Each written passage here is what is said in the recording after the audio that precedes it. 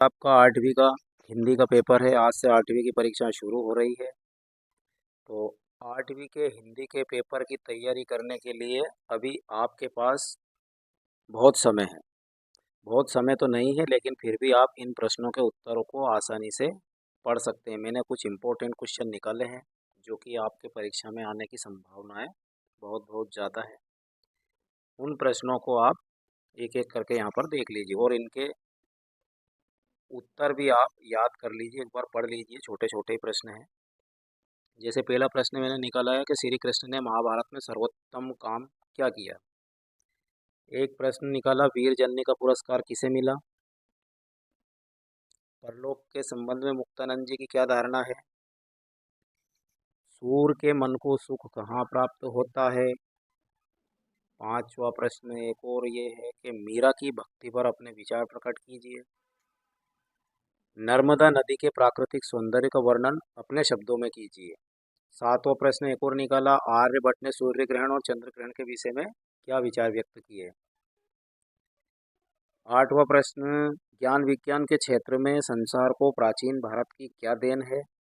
रचना की दृष्टि से वाक्य कितने प्रकार के होते हैं, उनके नाम लिखिए। 10वां प्रश्न, मुंडा जनजाति के लोग बिरसा को क्या क्यों मानते थे। फिर अगला प्रश्न है, अमृता देवी वृक्षों की रक्षा और किस प्रकार से कर सकती थी, सोच कर लिखिए। कोयल और कौवे की वाणी में अंतर बताना है। मोहन कौन था और वह वृद्धा के पास कैसे आया। 9 संवत्सर से क्या तात्पर्य है। 15वां प्रश्न है, ऋतु बसंत ऋतु का आगमन किस भारतीय माह से होता है। सौर वर्ष और चंद्र वर्ष में क्या अंतर है। महेश्वर का प्राचीन नाम बताना है। महारानी अहिल्याबाई को लोकमाता के रूप में क्यों याद किया जाता है। 19वां प्रश्न है, सुंदरता की मृग तृष्णा का क्या तात्पर्य है। 20वां प्रश्न है, कवि के अनुसार पथिक के सामने कब असमंजस की स्थिति उत्पन्न होती है। 21वां, वसीयतनामे में क्या लिखा था और धर्मरथ के 2 पहिए कौन कौन से हैं। 23वां प्रश्न है, आत्मशक्ति और बाह्य शक्ति में अंतर स्पष्ट कीजिए। 24वां प्रश्न है, रेड क्रॉस के सदस्य क्या कार्य करते हैं और सालिम अली ने कौन से पक्षी को खोज निकाला। 26वां प्रश्न बनाया है, सालिम अली ने जिस घायल पक्षी को उठाया था उसकी पहचान मुश्किल क्यों थी। और गीता में कुल श्लोक कितने हैं, तो गीता के कुल कितने श्लोक हैं उनकी संख्या बतानी है। दूसरों को उपदेश देने का अधिकारी कौन हो सकता है। गोवर्ण ने राजा को गीता का मर्म समझाने के लिए क्या प्रयास किया।